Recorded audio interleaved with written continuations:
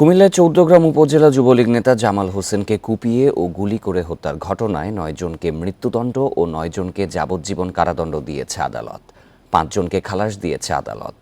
দুপুরে কুমিল্লা অতিরিক্ত জেলা ও দায়রা জজ চতুর্থ আদালতের বিচারক জাহাঙ্গীর হোসেন এই রায় দেন।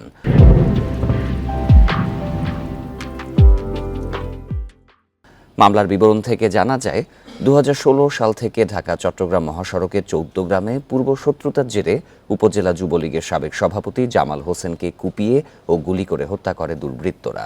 এই ঘটনায় নিহতের বোন বাদী হয়ে ২১ জনের নাম উল্লেখ সহ আরও অজ্ঞাতদের আসামি করে চৌদ্দগ্রাম থানায় একটি হত্যা মামলা করেন। দীর্ঘ তদন্ত শেষে পুলিশ আরও ২ জনের নাম সহ ২৩ জনের বিরুদ্ধে আদালতে চার্জশিট দাখিল করলে আদালত আজ এই রায় দেন।